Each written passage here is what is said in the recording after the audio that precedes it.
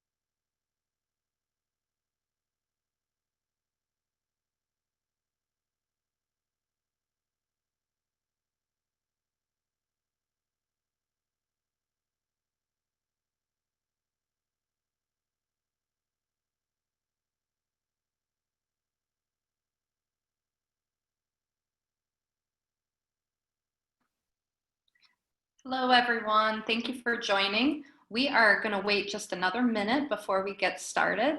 So please stand by and we'll begin shortly. Thank you.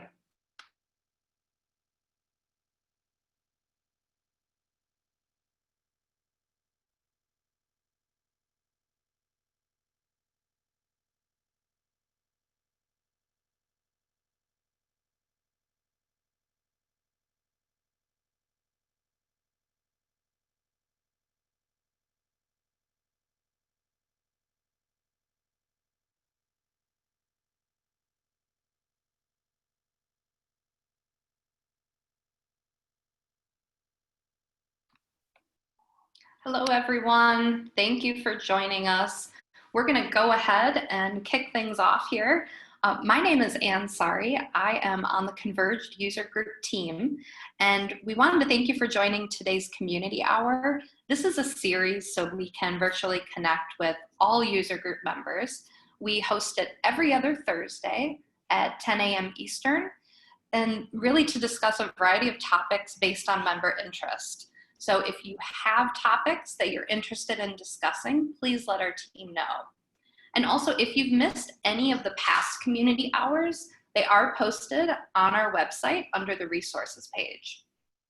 And in case you're not familiar with the Converged user group, we are a customer-led community, and our main purpose is connecting members who are using and or exploring Dell converged and hyper-converged solutions. We want to make sure that we're providing an environment for members to share ideas, best practices, and experiences, which is what we'll do today.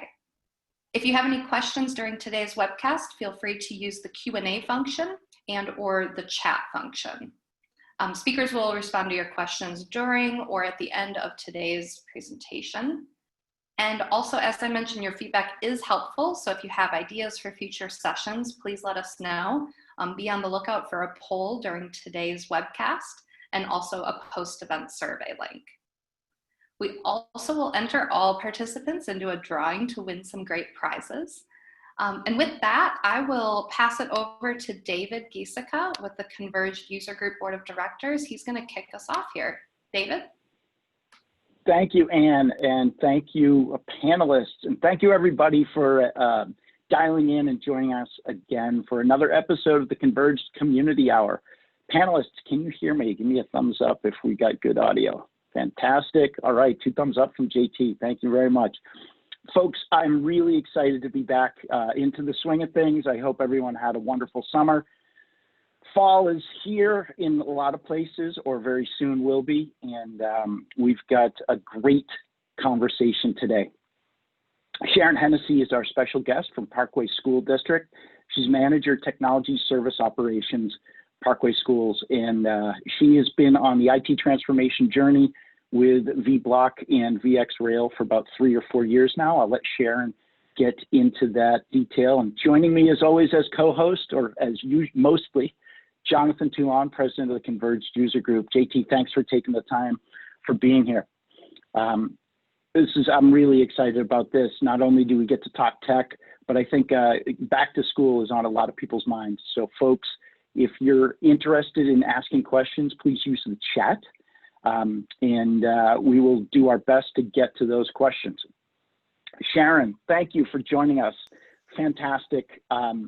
Would love to just set the table for the conversation. If you could please go over what your data center looks like, the deployment, your folks, a little bit of background so the folks listening and watching can have better context for pardon me, for the conversation and any questions that they might want to pull from us. Okay, thanks, David. So as you mentioned, we've been on this journey for a while. Like in 2013, where you remodeled our data center, got in-row cooling, so 2 rows of racks in the cold aisle containment. But we still had a lot of servers and SANs. We had like 5 or 6 different sets of servers and SANs, and it was really hard to manage. And at some point, we got to where we could only buy parts off of eBay because you couldn't even have them under maintenance anymore. So we went through a 1.5-year long process reviewing what we can do. And so we decided to replace all that servers and SANs and things with a VxBlock. So we currently have a VxBlock 340. We have tech extensions for Extreme IO, Avamar Data Domain, and Isilon. And we currently have 12 VxRails that are running VDI and 9 VxRails for general use. And so at some point we are transitioning our current VxBlock 340 over to the VxRail, so all that workload will move over there. And then the VxBlock will no longer be our production servers and VM hosts and things like that. So. Okay, fantastic. So it sounds like relatively early adopter or fast follower for the CI industry, and now adopting VxRail, you're continuing to bring that innovation forward. You know, as we were talking earlier before we kicked off the recording, you mentioned that you guys aren't in the business of running a data center. I was wondering if you could just expand on that a little bit, because I think that's quite telling. There are some businesses that are in the business of running data centers, but most aren't. Yeah, we're not. We're a K-12 education, right? So that's our business, educating students. Now, we do realize that technology plays a huge role in that, and everything we have can't necessarily live in a cloud environment because of the cost for one thing, and people are still a little leery about doing something like that, getting all that data out in the cloud and having it secure, and still being able to access it when you want to and things like that. So we're not in the business of running a data center. However, we have a data center because we have to. People are expecting services, and we do our best to provide those. Now we have a staff of 1 person who's mainly in charge of all the servers and infrastructure like that, and then 2 other people that help with that. So we have a very small staff. Our district is 17,500 students and about 2,500 employees.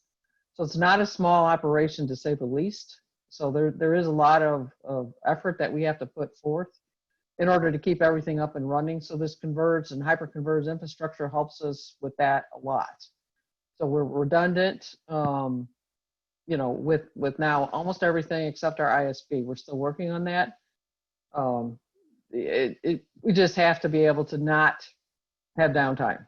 You know, we used to be able to say after 5 o'clock, we can take things down, or Saturdays and Sundays, nobody's doing anything. That's not the case anymore. Everybody's working around the clock. You know, we have emails that are help desk from parents at 2 in the morning. If you happen to respond to them over the weekend, they wanted to know if we expanded our hours to the weekend or not, just to keep up with everything that was going for the start of school this year. So, you know, we have to do everything we do with a very small amount of people. Yeah, thanks. We were talking earlier, I think JT wants to dig into a couple things, so I'll pass it over to JT. Appreciate it, Dave. So first, Sharon, thank you for joining us. I also can relate to having a small team as well, with a very large environment. So I totally get it. And it's not easy transition either. I think a lot of people underestimate what that feels like. I know that everybody talks about, oh, we need to automate, we need to do all of this, but do you have that skill set? Do you have the time? You know, do you have the resources that can actually do that to be able to downsize your team? And most do not. So you end up with small teams who are working around the clock to support an environment that is, you know, very critical to business. I'm in the transaction processing business. So 24/7 is absolutely the case for us as well. So I wanted to get into this VDI conversation because I think people underestimate what it can really provide for a business, specifically a school system in general. So just listening to you tell the story, it sounds like you all were ahead of the game. So I'm curious to understand, why did you pick VDI? So we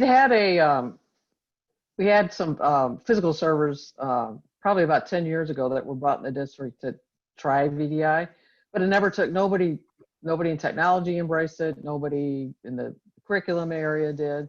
And then so we do have a small programming staff. So we have about 6 people who they move data here, there, and everywhere and write applications. So every time we needed to replace laptops for them, we get these high-end laptops, and it took like all day to image the silly things because of all of the products that we had to put on and the tools they were using. And I said, why can't we do this VDI thing? So we had a small version of Citrix VDI at the time, which, by the way, is really hard to manage. Anyway, so the business and tech ed classrooms, every 3 to 5 years, they apply for grants to get the high-end desktops that they have in those classrooms replaced, so they can keep up with the robotics and all the Adobe different products and things like that they're using.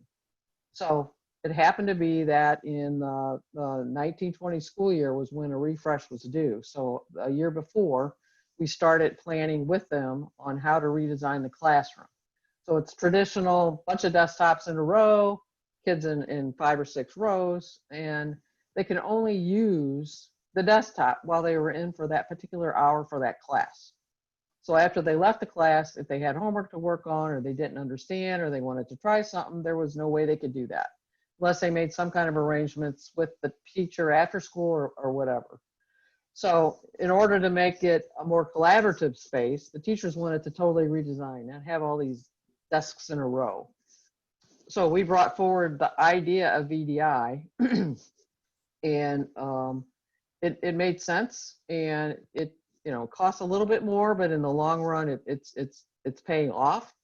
So we got our VxRails, and again, the VxRails went along with our whole strategy of doing more with less, and it went along with, it fit right well into our VxBlock strategy and having that one call if you have any problems with anything. So if the VxRail hardware has a problem, or if we're having trouble with VMware or any of those kinds of things, it's still only one call for that kind of support. And then we got the VxRails in May, and by July 1st, we had our somewhere in the neighborhood of 1,000 VDIs we were up and ready to go with. So not only teachers had to get used to this, but then the students did. So we started the 1920 school year, which was in August of 2019, with VDI for those classes. And now we've got people scrambling wanting us to do that for them, because when we went totally virtual in March, when the COVID outbreak hit, the teachers never really realized the importance of VDI until everybody was virtual, and suddenly, gee whiz, they can still do everything they did. Their students can still do everything they did. They can do it from wherever they are that has internet access. You know, right now we have 5 or 6 students that are, they've gone back to visit family in, I don't know, someplace out in Europe, and they're doing these things virtually. So the power of EDI is completely amazing for instruction, and it is, the teachers are really like, wow, you know, we didn't really realize it until now, and the ones that are kind of hesitant have embraced it now, because they can still do everything they need to do without, they didn't have as much of a huge transition as some of the other teachers did with some of the work that they had to do. So. Gotcha. Well, that's great. Like I said, I think people underestimate the value of VDI, and I'm really glad you were able to come on and provide those details around how you all have benefited from it to this day. And now, obviously, in the current pandemic, obviously, it's even more beneficial that you have it now. So I appreciate that. Yeah, the teachers don't have to be in their classrooms to do anything. They can, you know, wherever, and we don't have to buy these high-end desktops either. Every student has a Chromebook, and they can connect to their VDI using the Chromebook. Very nice. Sharon, you mentioned you kicked off with about 1,000 VDI instances. Rough figures, where are you guys now? And then did you, in March, when COVID locked down, did you find yourself with plenty of capacity to handle more VDI, or did you, how were you able to flex into this? Sounds like you were pretty well prepared. Yeah, so we knew we had a couple of other smaller curricular areas that wanted VDI once we kicked off the business and technical ed. So we were able to buy, again, this is why we like the VxRail. We bought 2 more nodes. We put them in there. Within like a couple days, we were up and running with more VDI sessions available for this other curricular area. So again, this was maybe another couple hundred students and a couple teachers. You know, the biggest thing that we struggled with was the NVIDIA licensing on the VDIs. If anybody's ever gone through this, it's not a fun experience, I have to say. It isn't the same kind of licensing like VDI is. Like we did our best to estimate how many students we thought per period were going to be using VDI. So we did it by getting an estimate of classroom counts. Period 1 has like 200 kids, let's say. And then we figured, well, there's going to be maybe 50 more that are going to do it in a study hall or wherever they're available that aren't in a class. And so that we tried to set our NVIDIA licenses up that way. Well, that's not how NVIDIA licenses work.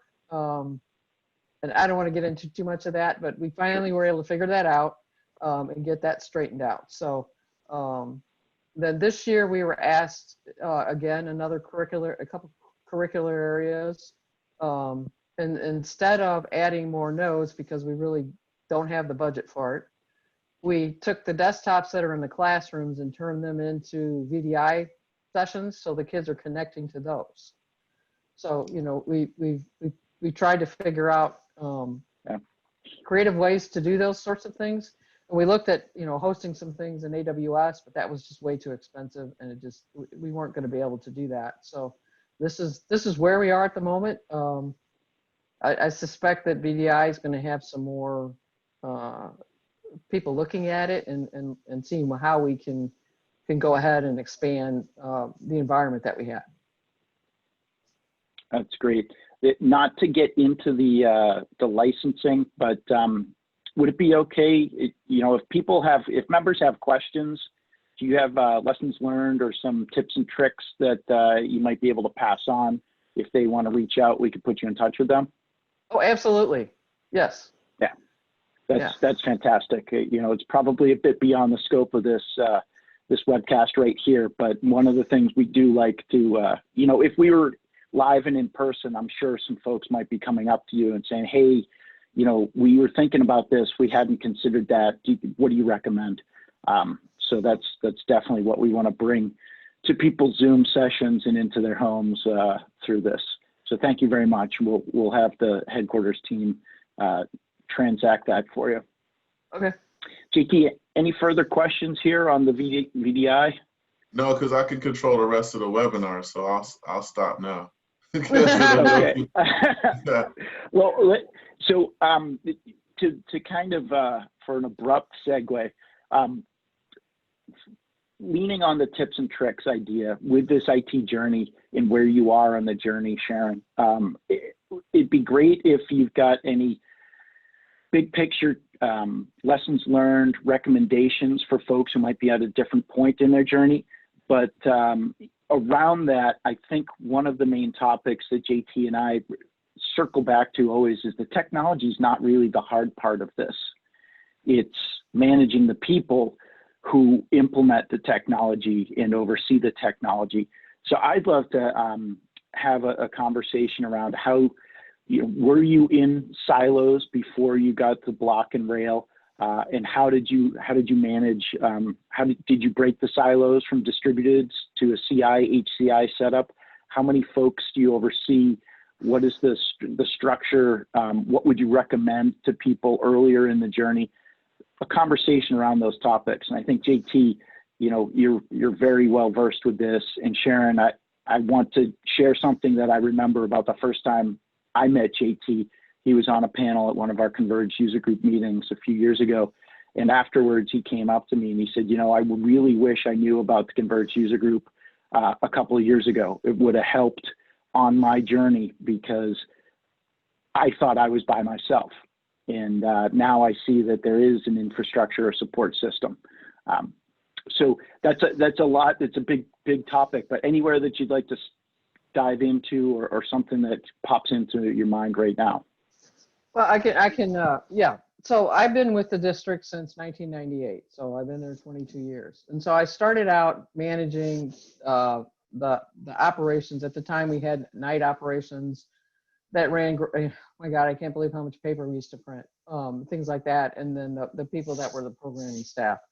And then as people have come and gone, I've assumed more responsibility over more areas of the department. I now have 45 of the 50 people reporting some way to me in the department. And so I now not only have programming and operations, if you will, we also have the whole server infrastructure, everything, the wireless, the firewall, everything, telecom people are doing, the phones, all of those things are now in my purview. And so it was more of a transition that just kind of happened naturally with, when I first started there, we had our facilities people had their own server, our transportation people had their own server, our food services people had their own server. And what happened was that normally some kind of disaster has to happen for people to really listen to technology that says, we need to get these things in the data center. So we had one of their servers break. So they weren't backing it up. You know, it was a bit of a nightmare. We helped them get it back up, but with a server in the data center instead. And as we continued to do those kinds of things, you know, the cycle of having distributed servers disappeared. We didn't have that anymore. Everything was in our main data center. And then as we needed to transition servers into, you know, went from 2005 to 2008 to 2012, et cetera, Windows and SQL, if they had a SQL database, we switched them from physical servers to virtual machines. And so now we are finally 100% virtual. We have no more bare metal machines, which is just awesome. And our VBlocks and our VxRails can handle that without any problem. We do have a couple things we realized as we were starting this journey, not thinking about, because at the time networking wasn't under me. So, you know, we weren't as aware of the switching in the data center as we probably should have been. But make sure if you're going to go down this path, especially with the VxRails, that your data center is able to handle it. Because we had layer 3 switches in our data center, and the VxRails didn't really like that. So we have again gone through the process of redesigning the switches in the data center. So now they're layer 2, they're fully redundant. In the past, we had a transceiver in 2 different sections of the switch. And, you know, if one went down, we hope the other one came up. That didn't always work well. Now we have 2 separate switches. So if one switch goes down, the other one takes control. And we can do updates to the one switch without taking the whole network down. We did the same thing with the firewall. Recently, we replaced our firewall. We now have, you know, active passive firewalls. So we can do maintenance on one firewall while the other one takes care of the traffic. So those are the kind of things that if anybody's going down this path and looking at doing these kind of converged and hyper-converged infrastructure that they need to look at, they need to make sure they get their networking group, if they're separate from them, in the room together and hash all this out. Because we discovered this as a bit of a surprise when we started implementing the VBlock. And we were able to work around it. The VBlock is all redundant within the VBlock, but we only had one connection out. And so, you know, if that connection died, which sometimes it did, everything's still running. All the VMs are still up, but nobody can get to it. So we have one more thing we're looking at doing is getting a second ISP. We're hoping to do that next year, so that if one ISP goes down, which again, we've had that problem, we have a second ISP that can pick up the load. Not that it's going to be as fast as the main one, but at least we'll be able to support the infrastructure and what people are doing. Now, as far as people goes, yeah, we had some people that weren't happy with us. We were a traditional other kind of vendor shop before we did the VBlock, and they were like, how could you do this? How you know, what are you guys thinking? And I said, well, they came in and talked to us too. We talked to several vendors, and it didn't make sense to purchase all of these servers and all this other infrastructure and then have to manually go in a rack and put all of it in there. The thing we loved about the VBlock is that it's actually in 2 racks. It came completely wired and ready to go in the VBlock racks. It was fun getting it in our data center, but once we did, it was great. And we worked with a third-party vendor to help us implement all this. That's the one thing that we did do. And I have to tell you that when we put that VBlock in, it was 2 weeks of all the pre-work they do, make sure everything's okay, and getting it all ready, and us understanding exactly how to move our workloads. And then it just so happened that this happened around March, which is our spring break. So the week of spring break, people were still working. Nobody even knew what we were doing. We transitioned every one of our workloads from all of our old SANs and infrastructure and servers into our VBlock, and nobody even knew it. We had no outages, we had no downtime, and then suddenly things were running like tons faster. So you know, that's a pretty telling story about how well this was done and how well this VBlock and the VxRails and everything are working. It's an amazing product, and we love it. And we've had a lot of support from Dell and our third-party vendor, and we love to share it. We're really proud of the work that we've done to get where we are. That's yeah, very neat, fantastic. JT, do you want to talk about you know, you talked a little bit about managing teams earlier, doing more with less. You know, I can kick it off, but I know you've got you like to dig into the management and the culture stuff. Do you want to take the mic? I mean, that's fine, Dave. So it sounds like Sharon explained some of that already as far as how change affects people differently. Even if it is for the better, some people just don't really like changing. So what you have to do is you have to make them understand how you benefit from the change, right? You get to manage a new product.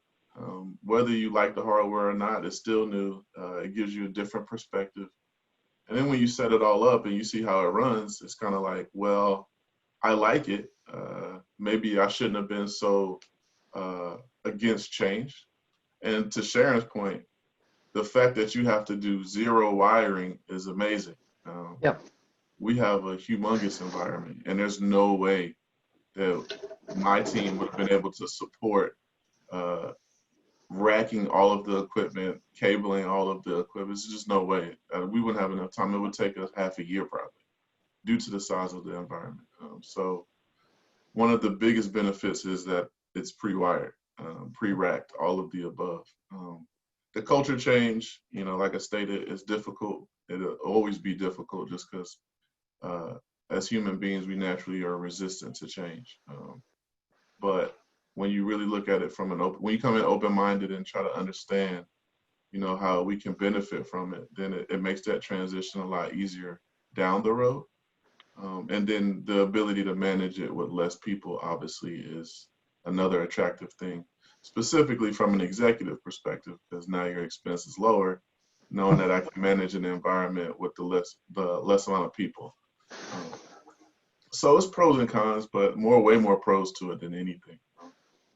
You know, I used to always talk about RCMs. So I know you do RCMs as well, but RCMs for us are like massive. And this, knocking on wood still, this is the first year we've done RCMs and it has gone as expected. So it has been a very successful summer for us.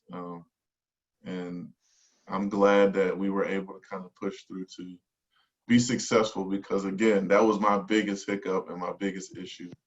And that's some of it is self-inflicting, obviously, based off of how our environment is set up. But sometimes it can be overwhelming for engineers to come in and help us and just see the sheer amount of work it takes to do it. So, Yeah, we had, so we don't have people that can do RCMs in our environment. I just don't have enough people they can't stay up and do everything else. So we always had a third party.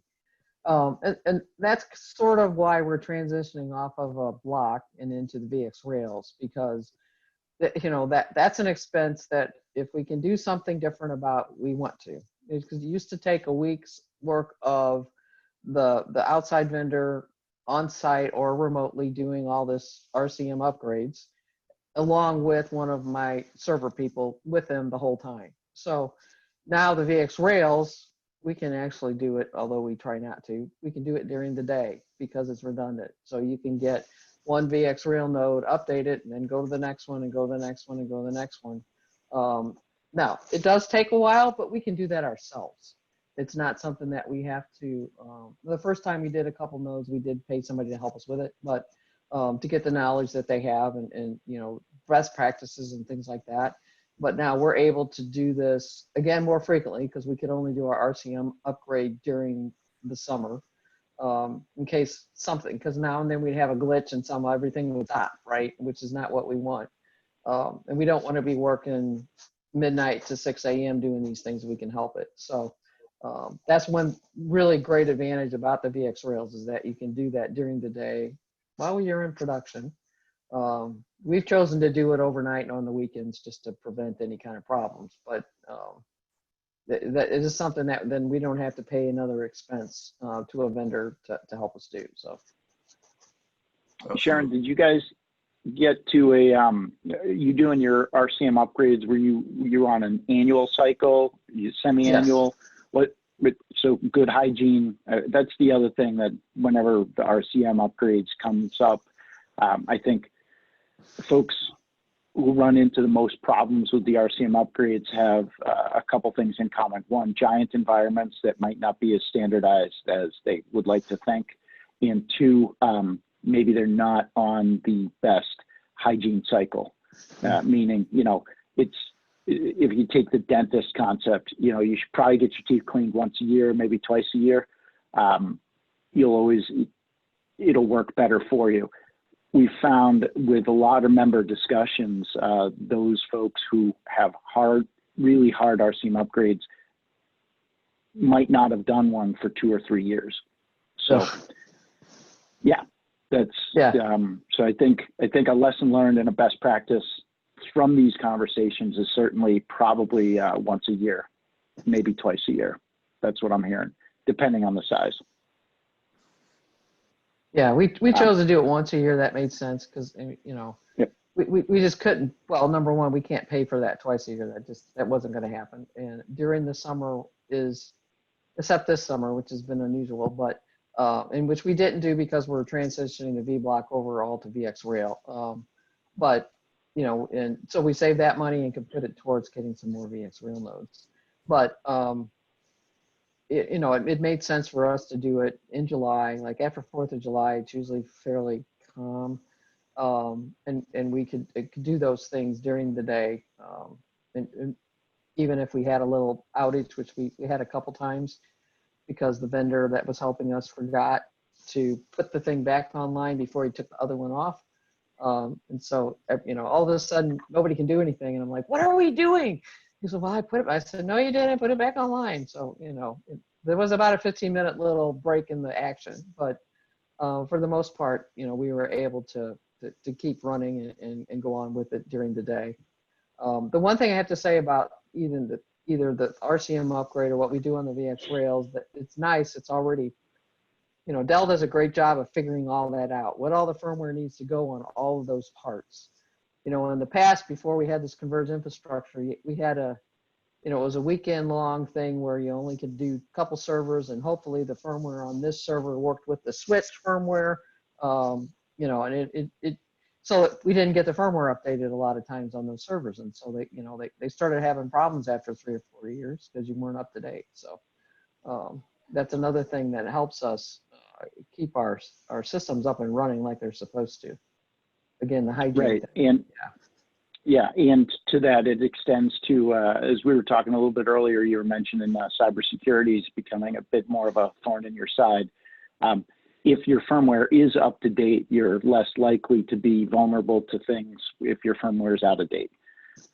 And, you know, a lot of times I talk to folks who don't have VBlocks, and I ask them questions about firmware updates, and a lot of times it's don't touch it if it ain't broke, but they don't know what kind of risk they're exposed to, and that can be a very big unknown risk.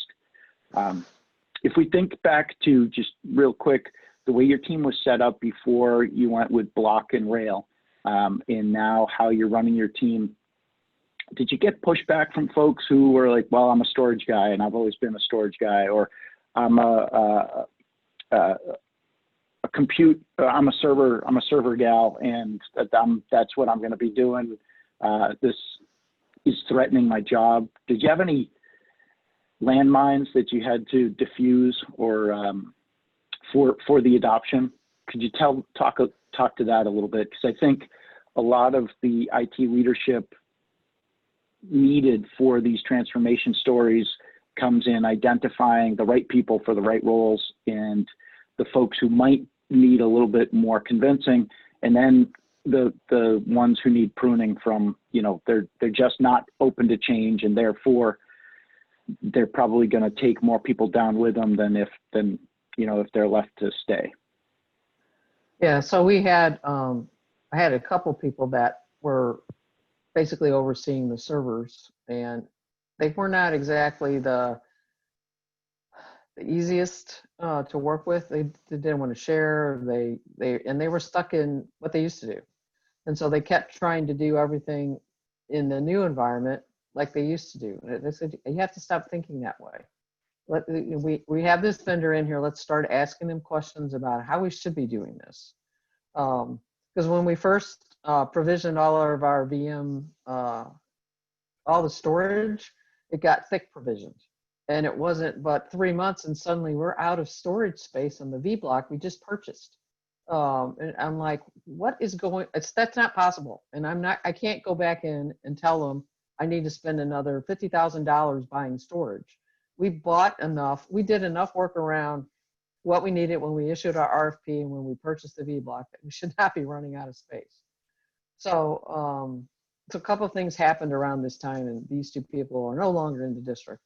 And hence we have other people now doing the servers and the infrastructure, more than willing to look at it and figure out what the problem was and go forward with what are best practices, not what we used to do and I'm comfortable with. So, you know, that transition kind of happened on its own. But, you know, I'm not somebody who becomes shy. So I typically, look, this is what we need to be doing. I need you to help me figure out how you're doing this. I'm not going to tell you how to do it, but you need to figure it out. If you're having problems, we can get people to help, but you know, this is your job. This is something that you need to do. And, you know, and some of the people didn't like it. They're no longer in the district.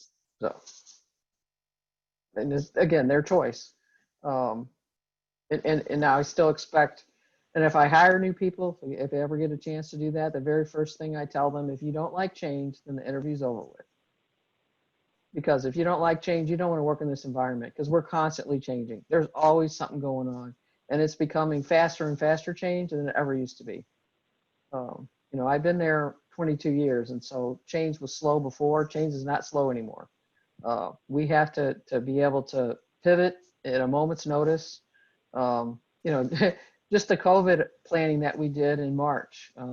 I'd been on vacation. I came back on a Wednesday. We're having conversations about, well, we're going to be gone for 2 weeks. There's a spring break coming up, and then we're going to close school for another week, and then we're going to come back. So we're planning around that, and then suddenly we're planning around, well, maybe that's not what we're going to do. And like we made like 8 plans before the final decision was made to go 100% virtual in March. So, you know, and there's a lot of people that didn't want to, that were struggling to stay with that fact that we kept changing our plans, and that whatever we just decided we had to abandon and start over kind of thing. So it's been a real awakening for a lot of folks that we do live with change, and we're going to have to get used to it. So fantastic. Well, yeah, the change is important, and you know, I think that's a real good lesson learned. Hey, if you don't like change, this isn't for you. That's really what you have to identify those folks, and the folks who are willing to learn too. I think, you know, a lot of folks, you can see the folks who just want to keep learning more and more and more each day, and kind of building and growing and trying to be better tomorrow than they were today.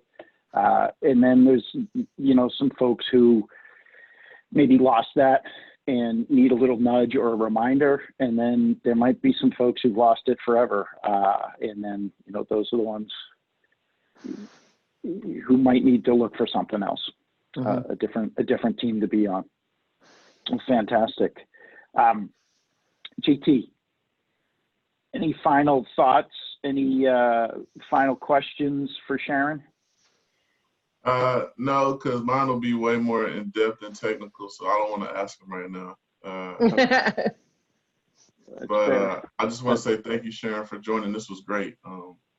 You give a really good perspective of what it's like running an environment for a school system, which I think a lot of people don't truly understand. When the pandemic hit, I was very concerned because I know a lot of school districts do not have the IT infrastructure to support a virtual learning. And you could see that as they try to transition into being remote.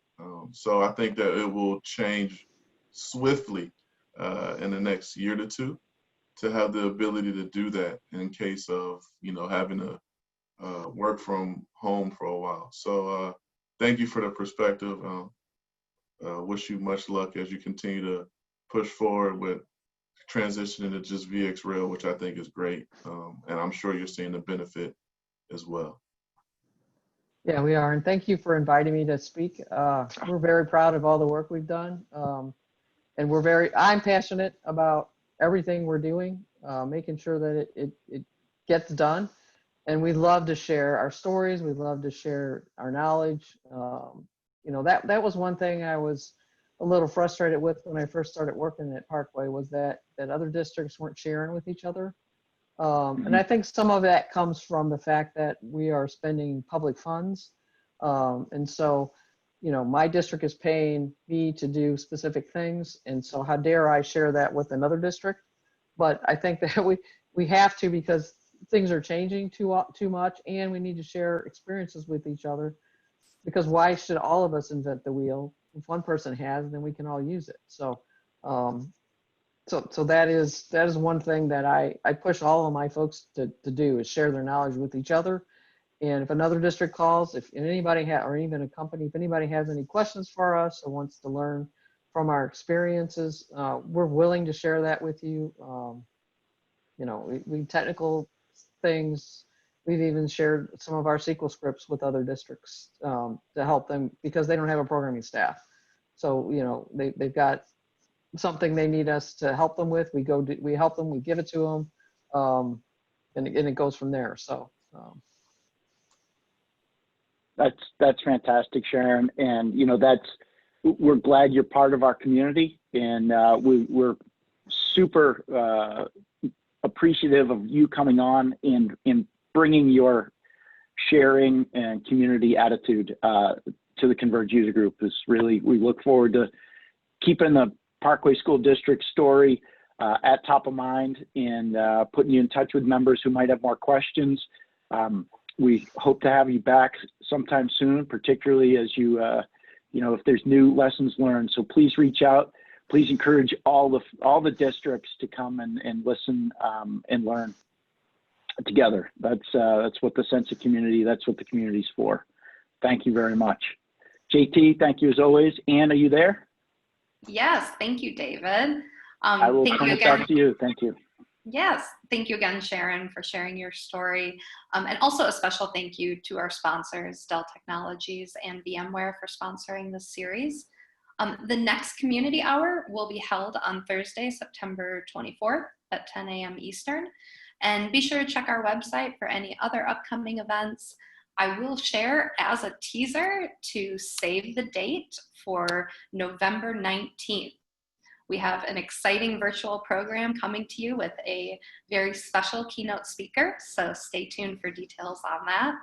And I know Hollis shared the survey link through the chat. Anyone who completes the survey will be in a drawing for some prizes. We'll also share that via email, and I think a poll was launched too, so please share your feedback with us. That really will help us plan future events. So thank you again all for joining, and we look forward to connecting with everyone again soon. Thank you.